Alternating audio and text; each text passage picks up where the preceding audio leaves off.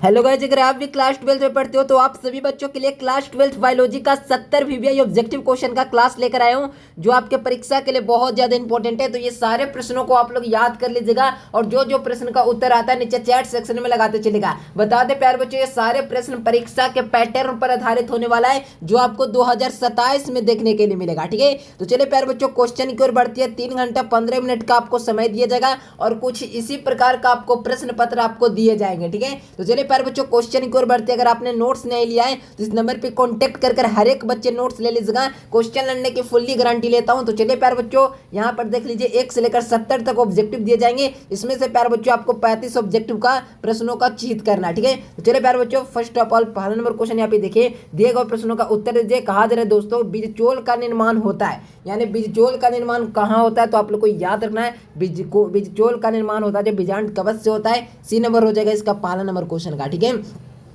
चलिए अगला क्वेश्चन देखिए, यहाँ पे कहा जा रहा है स्त्रियों में रज्जोवृत्ति की उम्र क्या होती है, यानी स्त्रियों में जो रज्जोवृत्ति है ना, इसका एज क्या है। ठीक है ना, तो आप लोग को याद रखना है स्त्रियों में रज्जोवृत्ति की उम्र 50 वर्ष है। ठीक है, तो आप लोग को याद रखना है 15 ईयर्स हो जाएंगे। इसका correct answer option number C आप लोग को याद रखना है। नेक्स्ट क्वेश्चन एक और बढ़िए, कहा जा रहा है शुक्राणु का संचलन किसके द्वारा होता है, तो शुक्राणुओं का जो संचलन होता है ना जो किसके द्वारा होता है। ठीक है, तो आप लोग को याद रखना है कि शुक्राणुओं जो संचलन करते हैं जो किसके द्वारा करते हैं, तो पूछ पाया जाता है जिसके कारण से वह गति कर पाते हैं, संचलन कर पाते हैं। समझ रहे हो ना, तो ऑप्शन नंबर डी हो जाएगा इसका बिल्कुल करेक्ट आंसर। ठीक है, अगला क्वेश्चन देखो, कहा जा रहा है पुष्प बंद रहते हैं, तो पुष्प बंद कहाँ रहते हैं प्यारे बच्चों, तो आप लोग को याद रखना है कि पुष्प बंद होता है ना जो क्लिस्टोगोमी में होता है। किसमें, क्लिस्टोगोमी में होता है। ऑप्शन नंबर क्या हो जाएगा, तो 4 नंबर क्वेश्चन का भी ऑप्शन नंबर बी आप लोग को याद रखना है। ठीक है, कोई दिक्कत नहीं है, सारे ऑब्जेक्टिव को याद कर लीजिए। 100% आपके परीक्षा में जितना ऑब्जेक्टिव मैं देता हूँ नोट्स में, सारे क्वेश्चन परीक्षा में लड़ते हैं। तो अगर आपने नोट्स नहीं लिया है तो दिए गए नंबर पे जल्द से जल्द सारे बच्चे कांटेक्ट कीजिए और नोट्स को परचेस कर अपनी पढ़ाई को शुरुआत कर दीजिए। कहा जा रहा है भूमि फलनी फल कौन सा होता है, तो भूमि फलनी फल की बात की जाए तो मूंगफली होता है जो भूमि फलनी फल है। तो आप लोग को याद रखना है मेरे प्यारे बच्चों, मूंगफली हो जाएगा, यानी कि 5 नंबर क्वेश्चन का सही आंसर ऑप्शन नंबर बी आप लोग को याद रखना है। ठीक है, कोई दिक्कत नहीं है। अगला क्वेश्चन की ओर बढ़िए, कहा जा रहा है पुरुष नसबंदी की प्रक्रिया को क्या कहते हैं, तो पुरुष नसबंदी करने की जो प्रक्रिया होता है ना, इसे ही हम लोग क्या कहते हैं प्यारे बच्चों, तो आप लोग को याद रखना है वासेक्टोमी कहते हैं। वासेक्टोमी कहते हैं पुरुष नसबंदी कराने की प्रक्रिया को, तो vasectomy correct answer option number A हो जाएगा इसका बिल्कुल सही जवाब। अगला क्वेश्चन की ओर बढ़िए, कहा जा रहा है स्त्री दल चक्र में पुष्पों में बना होता है, तो स्त्री दल चक्र के जो पुष्पों में होता है ना, जो क्या बना होता है, तो प्यारे बच्चों आप लोग याद रखिएगा स्त्री दल चक्र में पुष्पों में क्या बना होता है, तो इसका सही आंसर हो जाएगा मेरे प्यारे बच्चों सिग्मा स्टाइल ओवेरी। ये सभी हो जाएंगे मेरे प्यारे बच्चों जो स्त्री के दल चक्र में पाया जाता है, यानी कि डी नंबर ऑप्शन इसका बिल्कुल करेक्ट आंसर हो जाएंगे।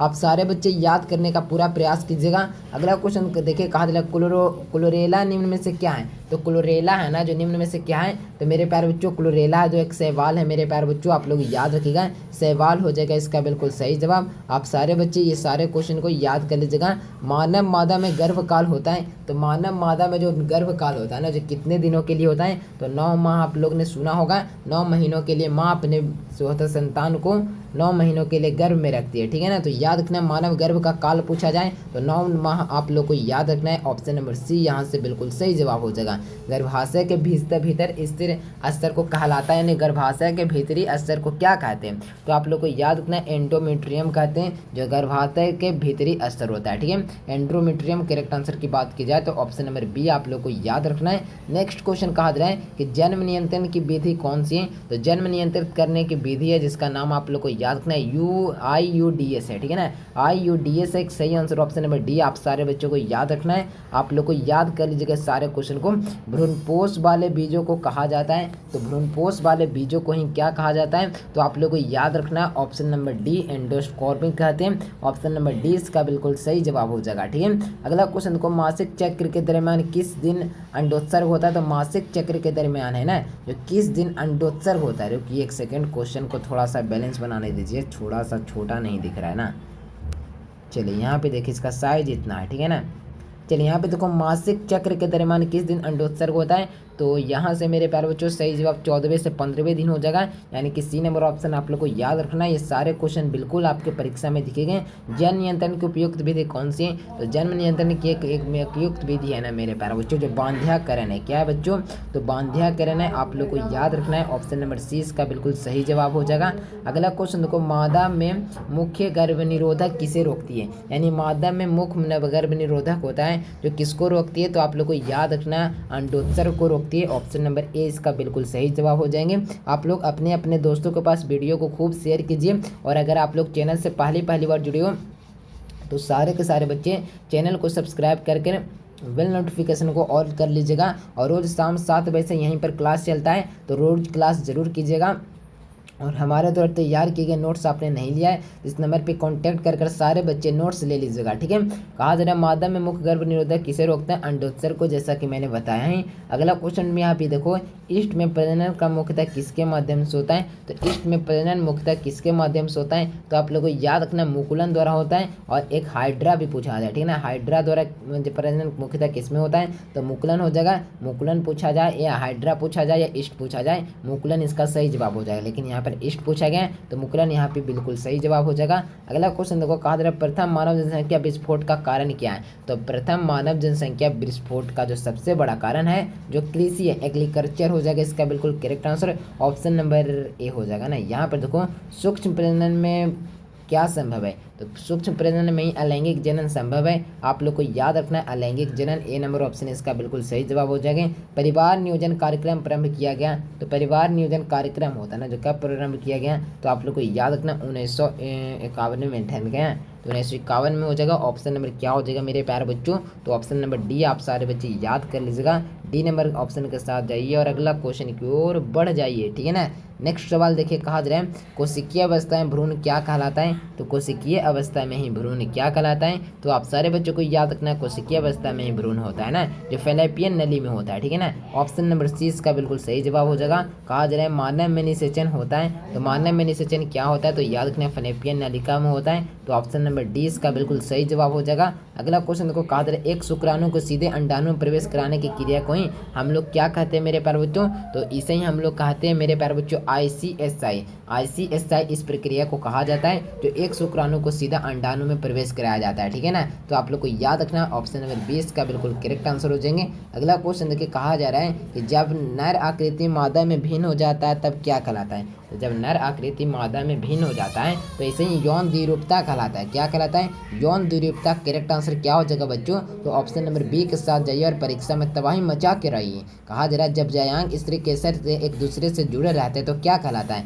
तो मेरे प्यारे बच्चों, जब जायांग स्त्री केसर एक दूसरे से जुड़े रहते हैं तो इसे ही हम लोग क्या कहते हैं? युक्त डंपी कहते हैं, ठीक है, युक्त डंपी कहते हैं। यानी कि 24 नंबर क्वेश्चन का सही जवाब की बात की जाए तो ऑप्शन नंबर 20 का बिल्कुल सही जवाब हो जाएगा। आप लोग याद कर लीजिएगा, और जो प्रश्न का उत्तर नीचे आता है चैट सेक्शन खोल लीजिए और आंसर नीचे लगाते चलिएगा, ठीक है। और इस वीडियो को अपने अपने दोस्तों के पास कभी भी खूब शेयर कीजिएगा, क्योंकि मेरे प्यारे बच्चों वीडियो में मैं बहुत सारे ऑब्जेक्टिव वो भी कराता हूँ जो डायरेक्ट परीक्षा से संबंध रखता है। तो आप लोग अपने अपने दोस्त के पास वीडियो को शेयर कीजिए और प्रतिदिन एवरीडे क्लास कीजिए। और टाइमिंग में फिर से आप लोग को बता दूँ, शाम के 7 बजे से आप लोग का क्लास लिया जाता है, तो हर एक छात्र छात्राएँ क्लास अवश्य विजिट कीजिएगा। और हाथ जोड़कर निवेदन, अगर चाहते बोर्ड परीक्षा में 450 नंबर लेकर आएँ, 450 प्लस मार्क्स लेकर आएँ, तो हमारे द्वारा तैयार किए गए गेस क्वेश्चन को अवश्य लीजिएगा। इस नंबर पर कॉन्टैक्ट कर 100% पूरी गारंटी लेता हूँ। 10 सेकंड सुन लो मेरे बातों को, 100% पूरा गारंटी देता हूँ। क्वेश्चन पूरा लड़ता है, हर एक साल का मैं प्रूफ देने की क्षमता रखता हूँ। किसी भी यूट्यूब वाले संस्थान पर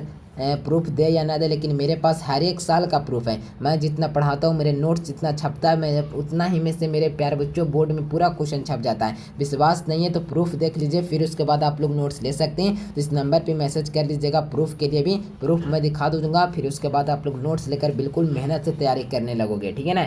चलिए, यहाँ पर जो गर्भाशय किसके संबंधित है, तो आप लोग को याद रखना है 25 का हो जाएगा मादा स्त्री जनतंत्र से है मेरे प्यारे बच्चों। तो ऑप्शन नंबर 20 का बिल्कुल सही जवाब हो जाएगा। संतोपत्ति का नियंत्रण में क्या क्या उपाय है, तो इसका भी सही जवाब क्या हो जाएगा मेरे प्यारे बच्चों, इनमें से सभी विधियाँ हो जाएंगे, हार्मोनल विधि, प्राकृतिक विधि, यांत्रिक विधि, ये सभी हो जाएंगे। डी नंबर ऑप्शन आप लोग को याद रखना है। स्त्री दल चक्र में बना होता है, तो स्त्री दल चक्र में बना होता है तो आप लोग को याद रखना है। पुष्पों में क्या बना होता है, तो आप लोग को याद रखना स्टिग्मा, स्टाइल, ओवरी, ये सभी हो जाएंगे जो बिल्कुल सही जवाब हो जाएगा। यानी सही आंसर की बात की जाए तो मेरे प्यारे बच्चों ऑप्शन नंबर क्या हो जाएगा, तो डी नंबर इसके साथ जाइए और परीक्षा में तबाही मचा कर आइए। कॉपर टी रोकता है, तो कॉपर टी किसे रोकता है प्यारे बच्चों, तो आप लोग को याद रखना है कॉपर टी किसे रोकता है, तो इसका सही जवाब की बात की जाए तो कॉपर टी होता है मेरे प्यारे बच्चों जो किसे रोकता है, तो इसका सही आंसर हो जाएगा मेरे प्यारे बच्चों जो किसको रोकता है, तो निषेचन को बिल्कुल तरीका से रोक देता है। निषेचन यानी फर्टिलाइजेशन को क्या कहते हैं, एक्सपोर्ट कर देता है, समझ लो ना, यानी कि रोक देता है। याद रखिएगा ऑप्शन नंबर सी का देता है, नंबर स्टॉप कर देता है। विखंडन किस में पाया जाता है, तो विखंडन की बात की जा रही है प्यारे बच्चों, तो आप लोग बताएंगे विखंडन किस में पाया जाता है, तो विखंडन की जो प्रक्रिया होता है जो अमीबा और पैरामीशियम दोनों में होता है, दोनों विखंडित होते हैं प्यारे बच्चों। तो आप लोग को ध्यान रखना है अमीबा का कोई आकार नहीं होता, जैसा आकार दे दो, और लेकिन पैरामीशियम का आकार पूछा जाता था, पैरामीशियम का आकार इस प्रकार से चप्पल का आकार होता है मेरे प्यारे बच्चों, इस प्रकार से होता है। एक मिनट में फिगर बना देता हूँ, इस प्रकार से होता है मेरे प्यारे बच्चों यहाँ पे पैरामीशियम का आकार, समझ रहे हो ना, ये चप्पल का आकार है ना मेरे प्यारे बच्चों, इस प्रकार से बना देंगे तो चप्पल न बन जाएगा, देखिए यहाँ पर, तो इसी प्रकार से पैरामीशियम का आकार होता है। आप लोग को ध्यान रखना है, आकार भी पूछा जाता है, लेकिन यहाँ पर पूछेगा द्विखंडन किसमें पाया जाता है, तो अमीबा और पैरामीशियम। द्विखंडन का मतलब होता है तो कौन दो भाग में बढ़ सकता है, तो ये दोनों दो भाग में बढ़ जा सकते हैं। ऑप्शन नंबर सी बिल्कुल सही जवाब हो जाएंगे। पादपों में एम्फिलियन उभयस्थानिक किसमें संबंधित है, तो किससे संबंधित है मेरे प्यारे बच्चों, तो आप लोग को याद रखना है ब्रायोफाइटस से, ब्रायोफाइट्स हो जाएगा इसका बिल्कुल correct answer. B number option आप लोग को बिल्कुल ध्यान रखने हैं, ठीक है ना, कोई दिक्कत नहीं है। अगला क्वेश्चन की ओर बढ़िए, कहा जा रहा है भ्रूणपोष वाले बीजों को क्या कहा जाता है, तो भ्रूणपोष वाले बीजों को ही हम लोग क्या कहते हैं, तो एंडोस्पर्मिक कहते हैं, क्या कहते हैं,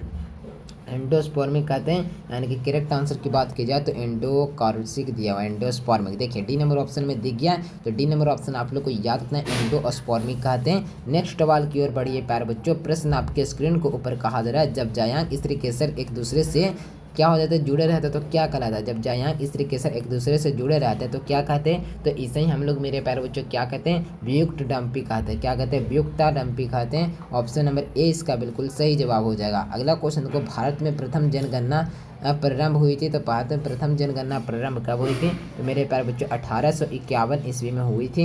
ऑप्शन नंबर क्या हो जाएगा मेरे प्यारे बच्चों, तो ए नंबर ऑप्शन आप लोग को याद रखना है। नेक्स्ट क्वेश्चन की ओर बढ़िए, कहा जा रहा है मेरे प्यारे बच्चों, यहाँ पर समझ लीजिए प्रश्न कहा जा रहा है यहाँ पर जो समझिए कि अनावृत बीजित द्विनिषेचन की खोज की थी, किसने की थी मेरे प्यारे बच्चों, तो आप लोग को याद रखना है इसका सही जवाब क्या हो जाएगा। इसका सही जवाब की बात किया जाए तो स्टार बर्गर हो जाएगा, जो बिल्कुल करेक्ट आंसर हो जाएंगे, ठीक है। तो आप लोग को ए नंबर याद रखना। कहा जा रहा है मानव युग्मकों में गुणसूत्रों की कितनी संख्याएं होती हैं, तो मानव युग्मकों में गुणसूत्रों की संख्या पूछा जा रहा है, तो मेरे प्यारे बच्चों गुणसूत्र होता है जो मानव युग्मक में, तो मेरे प्यारे बच्चों इसका आप लोग को आंसर याद रखना है 23 जोड़ी होता है, आप लोग को याद रखना है। ऑप्शन नंबर 20 का बिल्कुल सही जवाब हो जाएगा, ठीक है। अगला क्वेश्चन की ओर बढ़े ना, चलिए अगला क्वेश्चन की ओर बढ़िए। कहा जा रहा है अंड प्रजक प्राणी कौन सा होता है, तो अंडा देने वाला प्राणी कौन है, तो मेरे प्यारे बच्चों अंडा देने वाला प्राणी है ना, जो कौन है, तो आप लोग को बताना है कि अंडा देने वाला प्राणी कौन है। तो अंडा देने वाला प्राणी मुर्गी भी है मेरे प्यारे बच्चों, सांप भी है, मगरमच्छ भी है, ये सभी भी है मेरे प्यारे बच्चों जो अंडा देने वाला प्राणी है। तो आप लोग को याद रखना है ऑप्शन नंबर डी यहाँ से बिल्कुल सही जवाब हो जाएगा। अगला क्वेश्चन की ओर बढ़िए। कहा जा रहा है निम्न में से कौन सा एक लिंगी है, तो एक लिंगी कौन है प्यारे बच्चों, तो आप लोग को बिल्कुल ध्यान रखना है कि एक लिंगी है जो पपीता है, पपीता हो जाएगा इसका बिल्कुल सही जवाब। तो सी नंबर ऑप्शन आप लोग को याद रखना है, पपीता है जो बिल्कुल एक लिंगी है। कहा जा रहा है निम्न में से द्विगुणित संरचना किसमें है, तो द्विगुणित संरचना होता है जो युग्मनज में होता है, इसका भी सही जवाब ऑप्शन नंबर सी आप लोग को याद रखना है। और मेरे प्यारे बच्चों आप लोग सब्सक्राइब कर लीजिए, जो बच्चे नए नए जुड़े हैं अभी जुड़े हैं तो शुरू से क्लास को देखिए, क्योंकि जहाँ पर मैं जितना 70 ऑब्जेक्टिव आप लोग को करा रहा हूँ ना, अगर कंप्लीट कर लोगे ना तो बोर्ड परीक्षा में बहुत अच्छा मार्क्स आ जाएगा। इसीलिए आप लोग को मैं यही एडवाइस देना चाहूँगा, प्रतिदिन क्लास कीजिए, रोज़ क्लास में विजिट कीजिए, मैं जितना करा रहा हूँ कंप्लीट कीजिए, खुद से प्रैक्टिस भी कीजिए। प्रैक्टिस सेट वगैरह अगर चाहते हो, टेस्ट पेपर चाहते हो तो आपको पेड बैच में मिल जाएगा, नोट्स यहाँ से आप लोग सारे बच्चे परचेस कर लीजिएगा, यहीं पर सारी चीज़ें दिए जाएंगे, ठीक है ना। द्विगुणित संरचना किस में होता है, मैंने आंसर बताया नहीं ना, तो युग्मनज में होता है मेरे प्यारे बच्चों, ऑप्शन नंबर सी हो जाएगा। 39 नंबर क्वेश्चन कहा जा रहा है, पराग में अनुगुणित पौधे का विकास कहलाता है, तो पौधे का विकास ही हम लोग क्या कहते हैं, एंडोजेनेसिस कहते हैं। एंडोजेनेसिस कहाँ है मेरे प्यारे बच्चों, एंडोजेनेसिस। देखिए ऑप्शन नंबर सी में आपको दिख जाएगा, एंडोजेनेसिस हो जाएगा बिल्कुल सही जवाब। ठीक है, अगला क्वेश्चन की ओर बढ़िए। कहा जा रहा है कि निम्न में से कौन सा उभयलिंगी प्राणी है। तो उभयलिंगी प्राणी की बात की जाए प्यारे बच्चों, तो उभयलिंगी प्राणी होता है ना, जो केंचुआ होता है, केंचुआ होता है जो क्या होता है प्यारे बच्चों, तो उभयलिंगी प्राणी है। तो आप सारे बच्चों को याद रखना है कि उभयलिंगी प्राणी की बात की जाए तो केंचुआ हो जाएगा, जो बिल्कुल मेरे प्यारे बच्चों उभयलिंगी प्राणी है। क्या है, उभयलिंगी प्राणी है, ऑप्शन नंबर डी हो जाएगा। ठीक है, अगला क्वेश्चन की ओर बढ़िए। कहा जा रहा है हृदय में मेरे प्यारे बच्चों, यहाँ पे समझिए क्वेश्चन क्या है। हृदय में रक्त का प्रवाह किस रास्ते से होता है। तो आप लोग को याद रखना है मेरे प्यारे बच्चों, हृदय में रक्त प्रवाह किस रास्ते से होता है। तो आप लोग को बिल्कुल याद रखना है। आप सारे बच्चे से मैं अनुरोध करूँगा, याद कीजिए यहाँ पर क्वेश्चन सारे को बिल्कुल फोकस के साथ। बाएं ट्रियम से दाहिने ट्रियम तक करेक्ट आंसर ऑप्शन नंबर क्या हो जाएगा, तो ऑप्शन नंबर डी हो जाएंगे। अगला क्वेश्चन देखो, कहा जा रहा है ह्यूमन डिप्लोमांट कोशिका कितने गुणसूत्रों की जोड़ी होती है। तो कितनी गुणसूत्रों की जोड़ी होती है, तो 23 जोड़ी हो जाएगा। ऑप्शन नंबर 20 का बिल्कुल सही जवाब हो जाएगा। कहा जा रहा है मानव शरीर में कितनी हड्डियां होती हैं। तो मानव शरीर में कितनी हड्डियां होती हैं, तो 206 हड्डियां होती है ना, जो मानव के शरीर में पाया जाता है। ठीक है, तो आप लोग को याद रखना है ऑप्शन नंबर ए। कहा जा रहा है किस अंग में पाचन का सहायक एंजाइम उत्पन्न होता है। तो आप लोग को याद रखना है मेरे प्यारे बच्चों, यहाँ से क्या हो जाएगा इसका सही जवाब। तो सारे बच्चे को आप लोग को याद रखना है, ठीक है ना, सारे बच्चे को, एक भी बच्चा छूटना नहीं चाहिए। जितना दे रहा हूँ आप लोग कर लीजिए, तबाही आप ही लोग बिल्कुल मचा कर आओगे। ठीक है, नेक्स्ट क्वेश्चन की ओर बढ़िए। कहा जा रहा है यहाँ पर पाचन तंत्र का मुख्य कार्य क्या है। तो पाचन तंत्रों का ही मुख्य कार्य क्या है मेरे प्यारे बच्चों, पोषक तत्वों का अवशोषण करना है पाचन तंत्र का कार्य। तो ऑप्शन नंबर क्या हो जाएगा मेरे प्यारे बच्चों, तो ऑप्शन नंबर डी यहाँ से बिल्कुल सही जवाब हो जाएगा। मानव शरीर में कितने प्रकार के रक्त पाए जाते हैं। तो मानव शरीर में कुल 4 प्रकार 4 टाइप्स हैं, ऑप्शन नंबर सी हो जाएगा। कहा जा रहा है किस प्रकार के जो होते हैं प्यारे बच्चों, हार्मोन स्राव, अंडकोश और अंडाशय में होता है। तो आप लोग को याद रखना सभी हो जाएंगे, एस्ट्रोजन, प्रोजेस्टेरॉन, टेस्टोस्टेरॉन। ठीक है ना, तो आप लोग को याद रखना है ऑप्शन नंबर सी। मानव में सब महत्वपूर्ण अंग कौन सा होता है। तो मानव का सबसे महत्वपूर्ण अंग होता है जिसका नाम, आप सारे बच्चों को बिल्कुल ध्यान रखना है कि मानव शरीर में सबसे महत्वपूर्ण अंग आंत होता है। आंत के अंतर्गत में छोटी आंत और बड़ी आंत दोनों को ऐड किया जाता है। रक्त में किसका कार्य शरीर में खनिजों को तत्वों का संतुलन करना है। तो आप लोग को याद रखना है 49 का सही जवाब प्लाज्मा हो जाएगा। प्लाज्मा कहाँ है, प्लाज्मा ऑप्शन नंबर डी में हो जाएगा। सारे ऑब्जेक्टिव हमें पढ़ाते पढ़ाते बिल्कुल कंटेक्स्ट याद हो चुका है। ठीक है ना, शरीर के रूप में स्वस्थ शरीर में किसका सही संतुलन होना चाहिए। तो तापमान, ऊर्जा संतुलन, जल संतुलन है, सभी होना चाहिए। ठीक है ना, तो डी नंबर जवाब लगाइएगा और आगे बढ़ जाइएगा। शरीर की कोशिका को ऊर्जा देने वाली प्रक्रिया को क्या कहते हैं। तो इसे ही हम लोग क्या कहते हैं, पाचन प्रक्रिया, रक्त परिसंचरण या अवशेष उत्सर्जन या श्वसन प्रक्रिया। तो मेरे प्यारे बच्चों इसे ही हम लोग क्या कहते हैं, तो इसे ही हम लोग, आप लोग को याद रखना है, श्वसन प्रक्रिया कहा जाता है। तो ऑप्शन नंबर ए इसका बिल्कुल सही जवाब हो जाएंगे। अगला क्वेश्चन कर बढ़िए। कहा जा रहा है मस्तिष्क में चेतना का मानसिक कार्यों को नियंत्रित करने वाला हिस्सा कौन सा होता है। तो इसी हिस्सा को सेरेब्रम कहते हैं। तो ऑप्शन नंबर क्या हो जाएगा, तो ऑप्शन नंबर इसका हो जाएगा ऑप्शन नंबर ए। ठीक है ना, कोई दिक्कत नहीं है। अगला क्वेश्चन की ओर बढ़िए। कहा जा रहा है कि हमारे शरीर में रक्त का मुख्य कार्य क्या है। तो हमारे शरीर में रक्त का मुख्य कार्य पोषक तत्वों का परिवहन, श्वसन, गैसों का परिवहन, हार्मोन का परिवहन, सभी हो जाएंगे। ठीक है, तो डी नंबर ऑप्शन आप लोग को याद रखना है, काफ़ी ज़्यादा इंपॉर्टेंट क्वेश्चन है सारे क्वेश्चन। किस अंग में शरीर में सबसे अधिक कैल्शियम की आपूर्ति होती है। तो आप लोग को याद रखना हड्डी में होता है मेरे प्यारे बच्चों। तो ए नंबर याद रखिएगा आप सारे बच्चे। कौन सा हार्मोन इंसुलिन के स्राव को नियंत्रित करता है। तो कौन सा जो है ना स्राव जो है इंसुलिन को क्या करता है, नियंत्रित करता है। तो आप लोग को याद रखना है यहाँ से कौन सा जवाब हो जाएगा, तो ग्लूकोजन हो जाएगा, यानी कि ग्लूकोगन। ऑप्शन नंबर 20 का बिल्कुल सही को आंसर हो जाएगा। कहा जा रहा है मानव शरीर में किस अंग में कोशिका सबसे छोटी होती है। तो रक्त कोशिका में होता है ना, जो सबसे छोटी छोटी कोशिकाएं पाई जाती है। तो आप लोग को याद रखना है ब्लड सेल्स हो जाएगा इसका बिल्कुल करेक्ट जवाब। नेक्स्ट क्वेश्चन की ओर बढ़िए। कहा जा रहा है कि शरीर में किस प्रकार का मांसपेशियां गति अनैच्छिक होती है। तो मानव में किस प्रकार का जो होता है शरीर में जो होता है ना अनैच्छिक होती है। ठीक है ना, समझ रहे हो ना बात को। तो बिल्कुल आप लोग को ध्यान रखना है यहाँ से कौन सा जवाब इसका बिल्कुल सही हो जाएगा।